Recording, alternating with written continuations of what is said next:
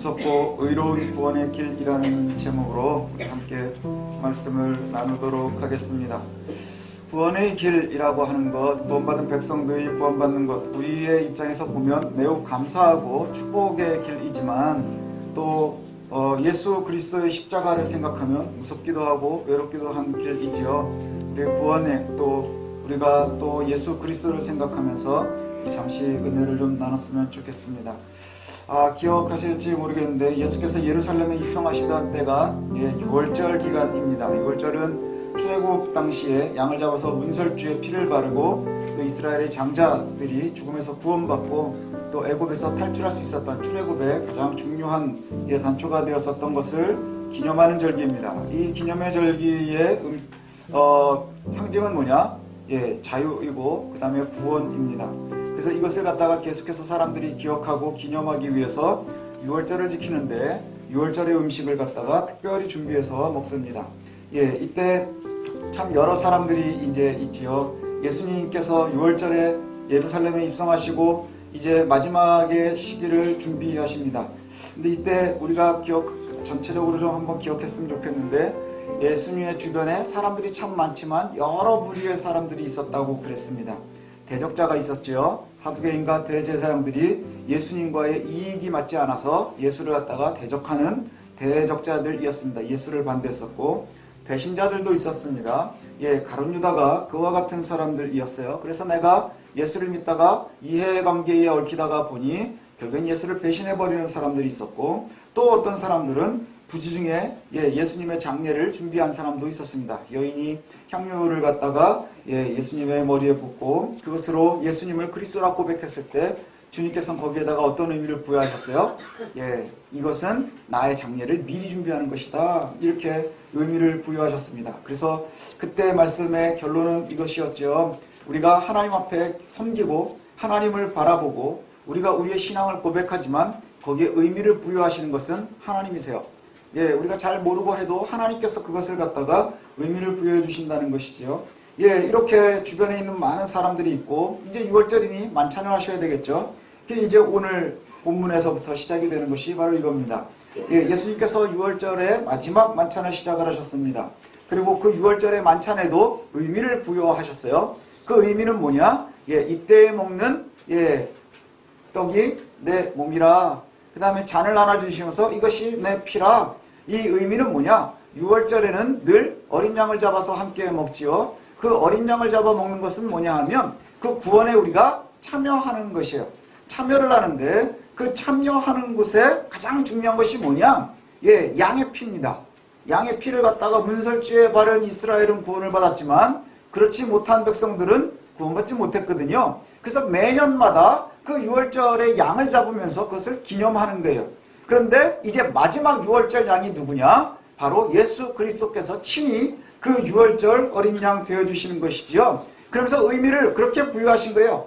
이제부터는 너희가 매일매일 매년마다 양을 잡으면서 속죄할 필요가 없는 것이죠. 예수를 믿음으로 말미암아 영원한 6월절 양 되시는 예수 그리스도와 함께 참여하는 것으로 너희가 6월절의 구원에 참여하는 거예요. 영원한 죽음에서 생명으로 옮기도록 하시는 것, 그게 바로 예수님이시지요. 그래서 여기에 의미를 부여하시고 너희들이 나를 믿는다면 이것을 갖다가 잘 기억하고 기념해라. 그래서 우리가 성찬을 떼는 것이 바로 그 의미입니다. 이스라엘 사람들이 6월절을 떼듯 우리가 내가 구원받았습니다. 예수 그리스도의 몸 때문에 예수 그리스도의 피 때문에 내가 구원받았습니다 라고 고백하며 그것에 참여하는 것이 바로 성찬이죠. 성찬식을 갖다가 우리가 이제 한 달에 한 번씩 하는데 바로 그것을 갖다가 정해놓으셨어요. 그리고 나서는 바로 오늘 성경에 보면 또 감람산으로 가십니다. 감람산으로 가시는데 그 이유는 뭐냐? 이 6월절이 마지막 때잖아요. 6월절에 어린 양이 되셨다 그랬어요. 어린 양의 임무는 이제 뭡니까? 죽는 거예요. 죽는 거예요. 그런데 예수님이 참 하나님이시고 참 사람이시거든요. 두려움이고 아픔이고 고통이고 그렇습니다. 그래서 주님께서 감람산으로 가셔서 기도하세요. 기도하시면서 하는 이야기가 기도가 우리가 잘 알고 있는 아주 유명한 기도죠. 아버지요 잔을 좀 옮겨주십시오. 내가 너무너무 힘듭니다 하는 거예요.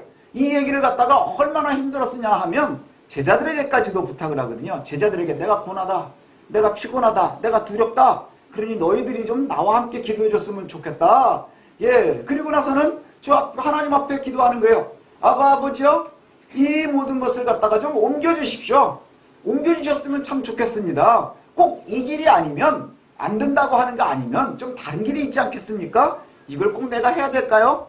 그러나 내 뜻이 아니라 하나님의 뜻대로 하십시오. 당신의 뜻대로 하십시오. 예, 이렇게 말씀하시고 기도하세요. 근데 이때 이제 아까 우리가 잠시 전에 살폈었던 것처럼 예수님의 주변에 여러 부류의 사람들이 있거든요. 근데 그 사람들은 다 떠났어요. 다 떠났지만 늘 누가 있었어요? 제자들이 따라다니는 거예요. 제자들이. 예, 함께 중보를 기도했죠. 저 함께 기도할 것을 갖다가 부탁을 했어요. 그 베드로와 야고보와 요한은 지근거리에다 두고서 너희들만이라도 좀 나를 위해서 기도해 줬으면 좋겠다. 근데 어떤 일들이 벌어져요? 예, 기도하다가 잠깐 와서 보니까 자고 있는 거예요. 예, 자고 있는 거예요. 이럴 때는 참 불면이면 은혜일 건데, 그죠? 예, 근데 그렇게 잠이 잘 와요. 신기하죠? 그렇게 밤에는 잠이 안 오는데 수업 시간에 잠 오는 거랑 되게 비슷한 거예요. 예, 기도하자 그랬더니 너무너무 졸리죠? 그래서 자고 있어요. 주님께서 오셔가지고 보고 너네들이 육신이 연약하구나. 마음은 있겠지. 하지만 너네들 육신이 연약하니까 깨어있기가 힘들구나. 그리고 깨워놓고 가셨어요. 그리고 나서 두 번째로 또 와가지고 보니까 또 자고 있는 거예요. 그때는 성경에 별 얘기가 안 나와요. 예수님이 이렇게 보고 서로 눈이 마주치고는 제자들이 되게 민망해했대요. 얼마나 미안하겠어요. 그죠? 그리고 나서는 주님이 다시 가서 홀로 기도하시다가 내려오셨어요. 내려오셔서 보니까 예, 이제 제자들이 자고 있죠. 그때 깨워가지고 뭐라고 하세요? 이제 자라. 이제 너희들이 잘 때가 됐다. 이제 나를 갖다가 잡으러 올 이들이 있을 것이다. 예. 그러면서 옵니다. 근데 이게 참 예수님이 이제 잡히시거든요. 예, 가룟 유다에 의해서 잡힙니다. 예수님이 어디 있는지, 어디에 홀로 있는지 잘 모르는데 가룟 유다가 그 예수를 갖다가 어디에 있는지 알려줘서 결국엔 잡히게 됩니다. 예, 이게 참 재미있는 게 뭐냐 하면요. 이 일들이 있을 때 주님께서 예, 아까 이야기하는 성찬을 제정하시면서도 이런 얘기를 하셨어요. 뭘 얘기하셨느냐 하면 야, 너희들이 이것을 다 잡아 먹고 내 살과 피를 기념하라. 그렇지만 너희들이 나한테 도망갈 거야. 도망가게 될 거야. 예, 나를 모른다고 할 거야. 그때 제자들이 다 극구 부인을 하거든요. 그러면서 뭐라고까지 얘기를 하냐면 예, 절대로 그런 일이 없을 겁니다. 예, 그리고 나서는 예, 예수님이 베드로에게 뭐라고까지 얘기하느냐 하면 네가 닭이 2번 울기 전에 나를 3번이나 부인할 거야. 이렇게 얘기를 하거든요. 예, 그랬더니 베드로가 진짜 화가 나서 뭐라래요? 꼭 사람들이 비교를 하죠. 얘네는 다 예수님을 거절해도 나는 예수님과 함께 죽을 겁니다. 내가 죽으면 죽었지 절대로 그러지 않을 겁니다. 라고 얘기하는데 그 뒤에 나오는 얘기가 바로 그거예요. 예수님이 잡혀가신 다음에 모욕당하고 치욕등의 가운데 거하고 뭐 이런 일들이 막 벌어지는데 거기에서 뭘 하느냐? 예, 거절하는 거예요. 거절하는 거예요. 참 이게 이제 고통이죠. 우리에게. 예. 예수님께서 잡히신 다음에 그리고 나서 그 베드로와 이 사람들에게 이제 가는데 공회에 서시는데 공회에서 이제 계속 여기 우리 본문에 보면 이렇게 말씀하거든요. 사람들을 갖다가 증인들을 굉장히 많이 모아놨어요. 그래서 증인들을 모아놓고서 이제 증언을 하는데 성경에 보니까 어떻게든지 예수를 죽이려고 증언을 모으는데 이 증언들이 말이 다 안 맞는 거예요. 예, 말이 다 안 맞는 거예요. 그래서 예수한테 물어보는데 예수님은 아무 대답도 안 하세요. 그러니까 이 사람들이 막 답답한 거죠. 그러다가 한 가지 딱 잡은 게 뭐냐면 내가 하나님의 아들이냐? 내가 그리스도냐? 이것을 물어요. 그러자 예, 내가 그다. 62절에 보니까 이렇게 얘기하죠. 예수께서 이르시되 내가 그다. 인자가 권능자의 우편에 앉은 것을 보고 하늘구름을 타고 오는 것을 너희가 보리라. 예수님이 거절할 수 없는 부분이 바로 이거였어요. 예, 자신의 존재에 대해서 내가 그리스도다 라고 하는 것을 이야기하고 대제사장이 그것을 근거 삼아서 신성모독이다. 그리고는 사내들인에 있었던 70명이 다 예수를 갖다가 죽여야 한다. 이렇게 얘기를 하고 그때부터는 뭘 해요?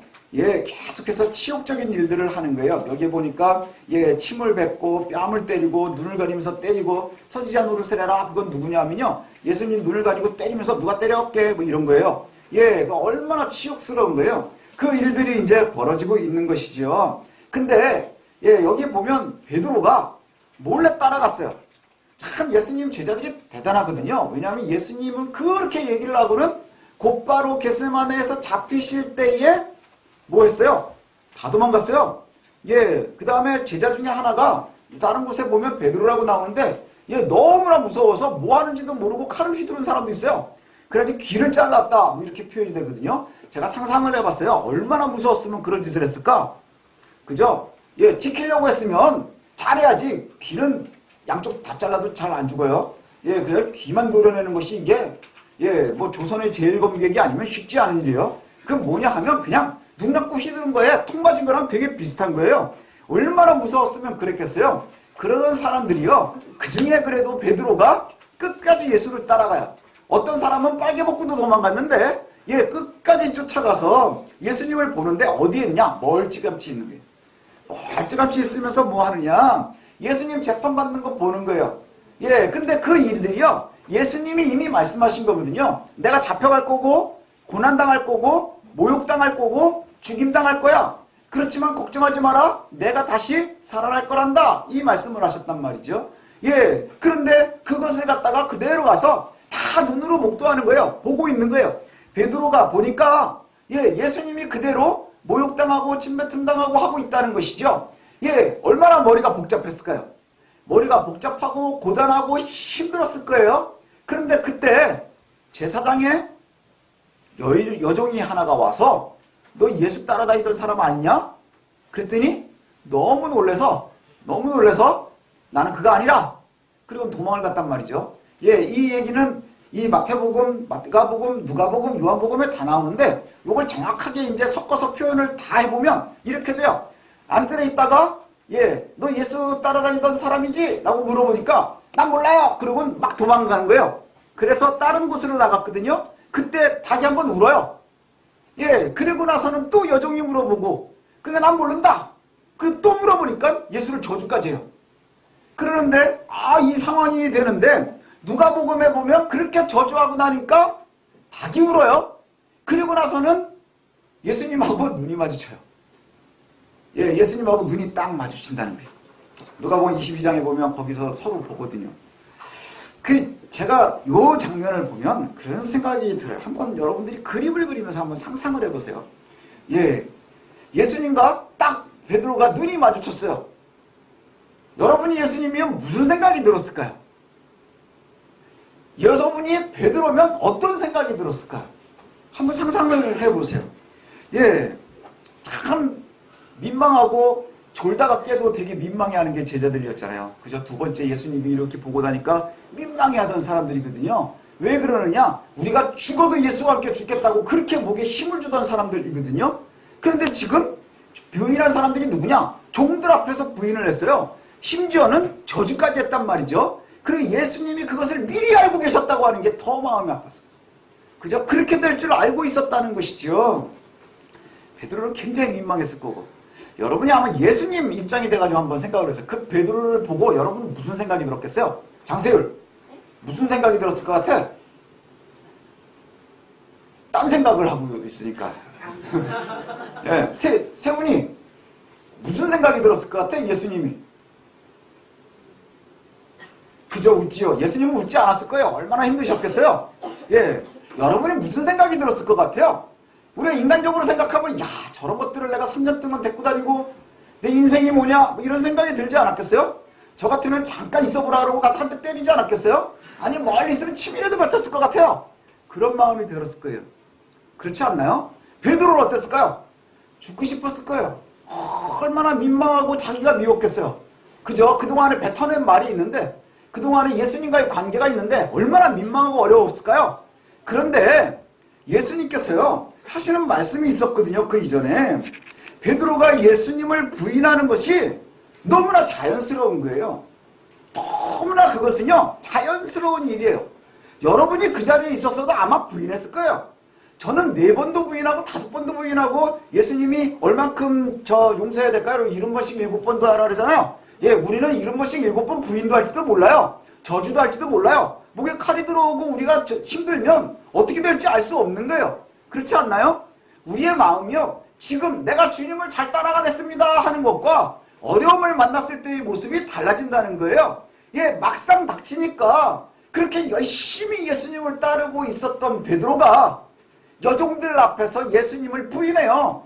3번이나 부인해요. 그 직전에는 도망갔었어요. 몰래 따라온 거예요. 그리고 나서 부인하고 나서 예수님과 눈이 마주쳤을 때의 베드로, 얼마나 힘들었겠느냐는 거예요. 옛날에 헐리우드에서 만든 영화 중에 퍼바디스라는 영화가 있었거든요. 거기에 보면 이제 베드로가 나와요.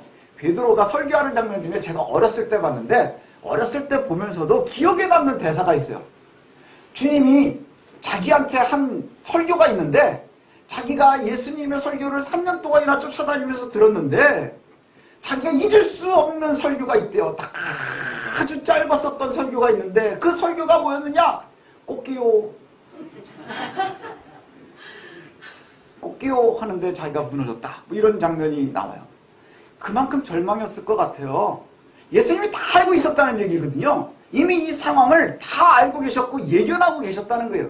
그럼에도 불구하고 데리고 가서 뭐 하는 거예요? 나를 위해서 좀 기도해다오. 너희들이 힘들구나. 마음은 원인데 육신이 연약하구나. 이 말씀을 알고 계시면서 하다는 건 뭐예요? 네가 나를 갖다가 부인하는 것, 그렇지, 그게 육신이 연약하기 때문인 거야. 네 마음이 그렇지 않은 건 내가 다 아는 거야. 이렇게 말씀하고 계세요.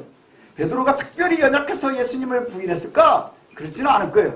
그게 가장 자연스러운 인간의 모습인 거예요. 예, 가장 자연스러운 인간의 모습이고요. 사실은 우리들의 모습이기도 할 거예요. 늘 예수님에 있었을 거예요. 3년 동안 예수님과 함께 했고, 예수님의 설교와 비유를 못에 귀가 막히도록 귀에 피날 때까지 들었는데, 그랬음에도 불구하고 이제 뭐 하는 거예요? 철저하게 부인하는 거예요. 근데 왜 철저하게 부인할 수밖에 없느냐 하면, 여기 예수님이 너희들이 나를 갖다가 도망갈 거야 라고 예언하시면서 하신 말씀이 있어요. 27절을 한번 보실까요? 예수께서 제자들에게 이르시되 너희가 다 나를 버리리라. 이는 기록된 바 내가 목자를 치리니 양들이 흩어지리라 하였음이니라. 이렇게 말씀하세요. 예, 내가 목자를 치리니 예, 양들이 흩어지리라. 양들은 스스로를 보호하지 못해요. 가장 연약한 동물들이라고 그러지요. 목자가 있어야 되는 거예요. 근데 목자가 죽으면 양들이 흩어지는 것은 자연스러운 일이라는 거예요. 자연스러운 일이에요. 그래서 너희들이 내가 잡혀가면 흩어지는 게 자연스럽다는 것이죠. 아주 자연스러운 거예요. 제자들이 다 도망가는 거 자연스러운 거예요. 그리고 베드로가 부인하는 것 아주 자연스러운 거예요. 그 이전에 말씀하신 것처럼 우리는 원하지만 우리는 육신이 연약해서 때로는 흔들리고 넘어지고 하는 거예요.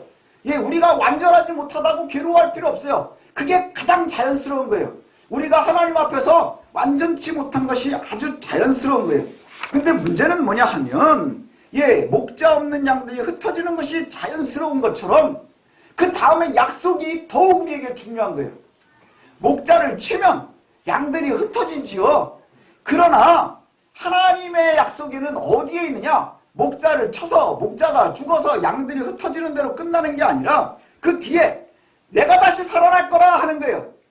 내가 다시 살아나서 갈릴리에 가서 미리 기다릴게. 이렇게 말씀하세요. 기다린다는 이야기는 뭐예요? 목자의 음성을 들으면 흩어진 양들이 다시 모이는 거예요. 이것이 참으로 중요하죠. 예, 우리가 주님이 이미 제사장들에게 돈 벌어서 팔을 것도 다 이미 말씀하셨어요. 예, 팔아넘길 것도 말씀하셨고요. 대적자도 말씀하셨고, 니네들이 도망갈 것도 말씀하셨고, 베드로가 부인할 것도 다 말씀하셨어요. 심지어는 닭이 울기 전에 할 거야. 이것까지도 아주 정확하게 말씀하셨어요. 그럼에도 불구하고 주님이 상태를 갖다가 어떻게 얘기하느냐? 너희들이 마음은 원이로되 육신이 있어서 연약하구나. 니네들이 아주 힘들구나 라고 그것을 우리를 인정을 해주시는 거예요. 왜냐하면 목자가 죽으니까. 예, 그게 자연스러운 거예요. 그런데 우리에게 또 한 가지 말씀하시는 거는 뭐냐? 다시 살아나실 거라는 거예요. 우리의 구원의 근거는 예수 그리스도의 죽음에 있는 것이 아니고요. 죽었다가 다시 살아나는 거예요. 그래서 죽음만 생각하지 마십시오. 예수님의 사역의 클라이막스는 어디에 있는 거예요? 가장 중심은 십자가의 죽으심이 아니라 빈무덤인 거예요. 다시 살아나심에 있는 거예요. 그래서 다시 우리에게 돌아오시는 거예요. 그럼 양들은 이제 절대 죽지 않는 목자를 따라다니면 되는 거예요. 양들은 스스로는 절대 못 이겨요. 양이 누구를 이길 수 있을까요? 양들이요, 제가 보니까 되게 치사한 동물들이더라고요. 제 다큐멘터리에서 양들이 자기네들을 어떻게 보호하느냐 하는 걸 갖다가 제가 봤는데요. 예, 양들이 얼마만큼 치사하냐면 양들은 개들이 몰잖아요. 그래가지고 이게 나이 먹은 양들하고 새 양들하고 이렇게 색깔을 구분을 해가지고 이렇게 등을 칠해놨어요. 그래서 개들이 막 요 울타리에서 저 울타리를 이렇게 막 몰고 갔다가 몰고 오는데 보니까 늙은 양들 있죠? 늙은 양들은 무리의 중간에서만 뛰어요. 무리가 있으면 중간에서 뛰어요. 근데 맨 앞에 누가 뛰는지 아세요? 젊은 양들. 얘네들은 딱 뛰면 막 먼저 뛰어나가는 거예요. 근데 이쪽으로 몰려갈 땐 제일 먼저 뛰어나가고요. 다시 돌아올 때 보니까 지쳐서 제일 뒤에 와요. 그게 젊은 양들이에요. 예, 힘 있으면 열심히 도망가는 게 양이에요. 근데 나이가 많이 먹어서 뭘 아는 양들은요. 예, 오래 저기 우리 군대에서 얘기하는 것처럼 중간만 안 하고 딱 중간에 있는 거예요. 중간에서 뛰는 거예요. 뒤에도 안 있고 앞에도 안 있고 딱 무리의 가운데서만 뛰어요. 예, 속도 조절해 가면서 막 거기서만 뛰어요. 그래서 많이도 안 뛰고 뛰기도 안 뛰고. 나중에 학자들이 이것을 갖다 분석을 했는데 뭐라고 하느냐, 양은 스스로를 지킬 힘이 전혀 없는 거예요. 이도 없고 눈이 좋은 것도 아니고 다리가 긴 것도 아니고 빠른 것도 아니고 오래 뛰는 것도 아니고 뭐 할 수 있는 게 하나도 없어요. 그래서 양이 자신을 지키는 방법은 유일하게 뭐냐, 적과 나 사이에 다른 거를 놓는 거래요. 그래서 가운데서 뛰는 거래요. 왜냐하면 사자가 와서 잡으면 이 무리 중에 한 마리만 잡아가거든요. 그럼 나하고 사자 사이에 다른 거 한 마리만 있으면 난 사는 거예요. 그게 양이래요. 되게 치사하지 않나요? 그게 우리들이에요. 예, 목자가 없는 양은 그래요. 예, 아주 치사하고요. 아주 힘이 없고요. 별 볼 일이 없어요. 그런데 목자가 있으면 세상에 평화로운 곳이 양들이 있는 곳이에요. 그렇지 않나요? 우리가 한번 잘 기억할 것이 이거예요.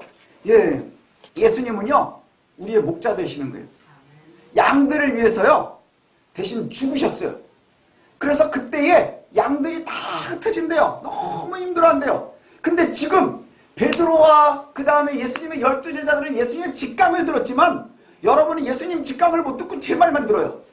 근데 우리에게 제자들보다 유리한 게 하나 있어요. 뭐냐? 예수님이 이제 우리에게서 떠나지 않으신다는 거예요. 왜냐? 돌아오신 예수님이에요.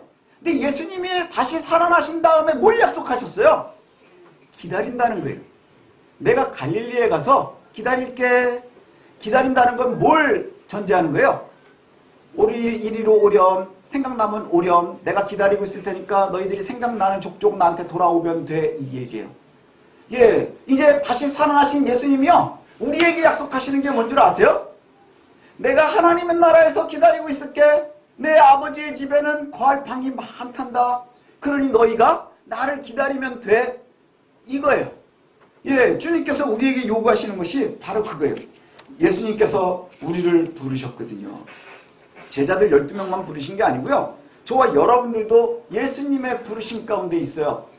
예, 그런데 우리는 연약해요. 양과 같아서 때로는 되게 치사하고요. 때로는 되게 무능하고요. 때로는 별 볼 일 없는 사람 같아 보여요. 그럼에도 불구하고 그걸 다 아시는 주님이 사랑하신 거예요. 배신할 줄도 알고 있었고요. 그 다음에 도망갈 줄도 알고 있었고요. 어떤 놈은 빨개 먹고 도망갈 것도 알고 있었고요. 심지어는 팔아먹을 것도 다 알고 계셨다는 것이죠. 그럼에도 불구하고 그 이후에도 그것을 다 알고 있는 그놈들 얼굴을 봐가면서 이런 싸가지 없는 것들을 보면서 사랑하셨다는 거예요. 이게 바로 예수님의 사랑이에요. 예, 우리의 어려움을, 우리의 연약함을 인정해 주세요. 왜 인정해 줄까요?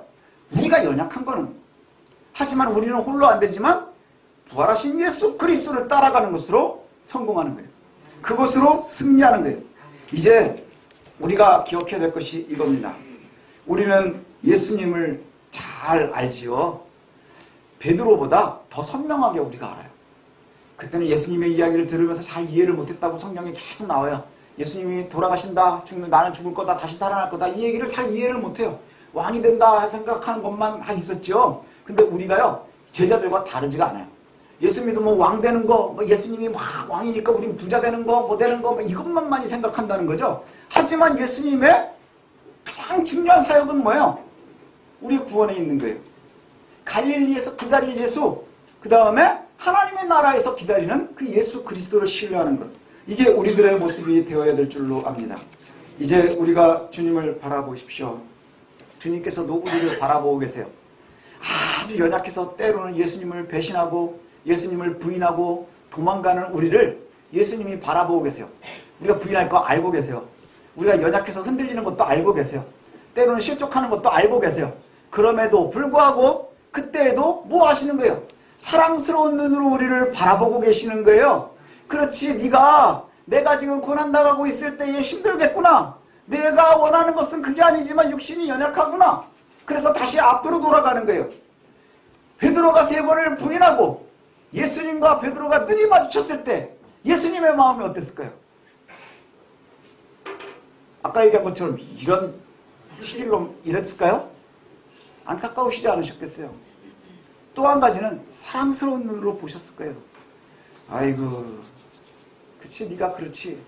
근데 조금만 기다려. 내가 3일 만에 다시 살아나면 갈릴리 가서 기다릴게. 글리 다시 오면 되는 거예요. 이렇게 말씀하셔요.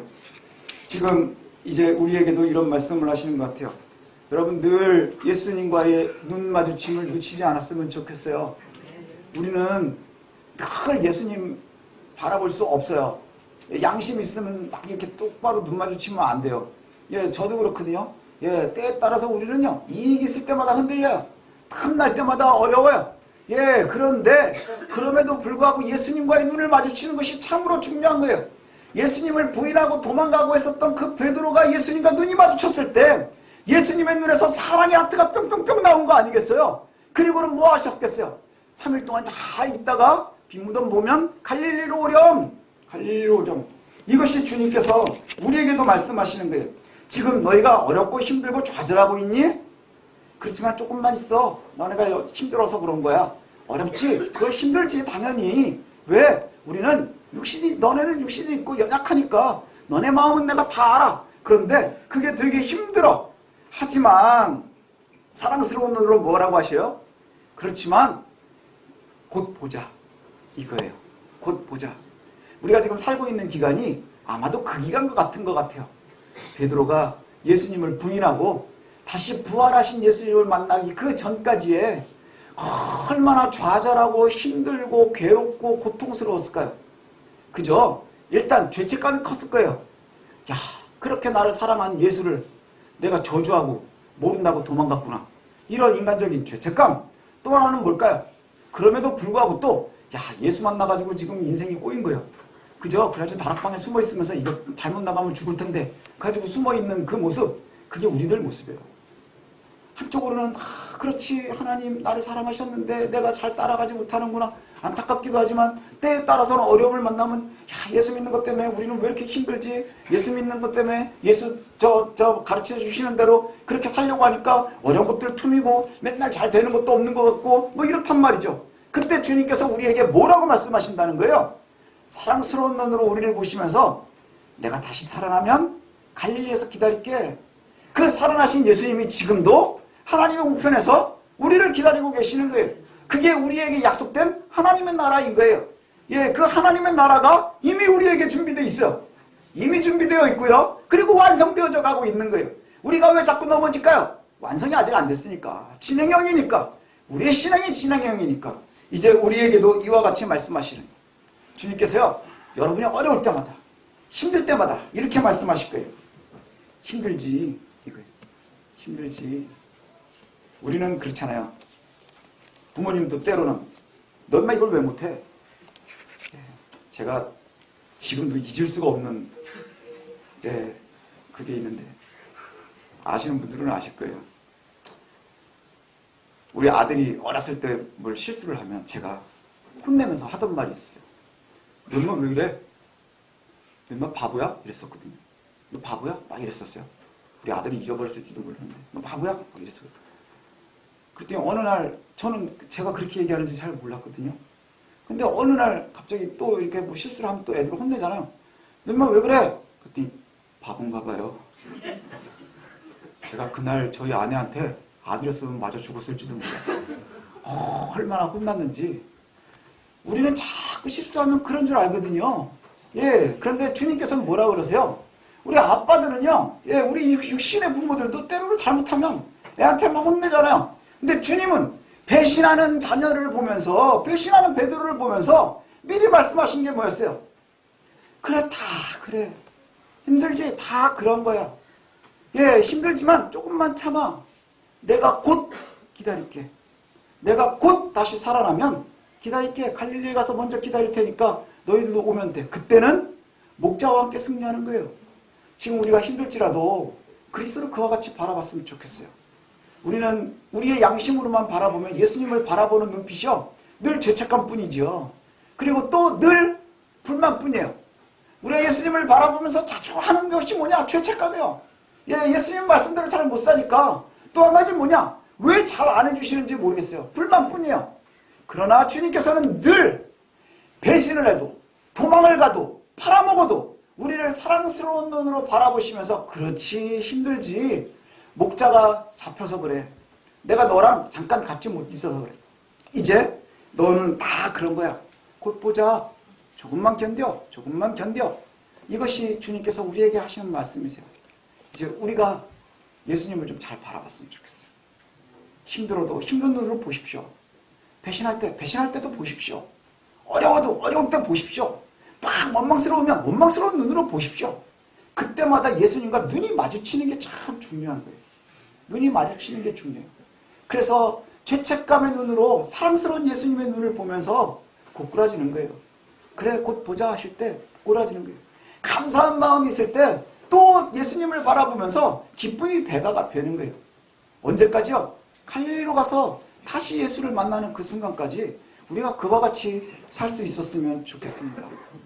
구원의 길은요, 예수님의 입장에서 굉장히 무서운 길이었을 거예요. 아무도 같이 가주지 않으니까. 외로운 길이었을 거예요. 하지만 그 뒤를 따라가는 제자들에게도요, 아주 무서운 길이고요, 외로운 길인 거예요. 저와 여러분들이 가야 될 길도 외로운 길이에요. 무서운 길이에요. 그러나 우리가 견딜 수 있는 건, 우리는 양이어서 아무것도 할 수 없지만 뭐를 신뢰하고 가는 거예요? 주님께서 우리에게 그렇게 말씀하시거든요. 힘들지? 그게 정상이야. 어렵지? 그게 정상이야. 막 넘어졌니? 괜찮아. 곧 보자. 이게 주님의 말씀이에요. 저와 여러분들이 그 예수 그리스도를 힘들어도 놓치지 말고, 어려워도 놓치지 말고, 무서워도 놓치지 말고 그렇게 바라볼 수 있는 저와 여러분들 되시기를 소원합니다. 기도하겠습니다.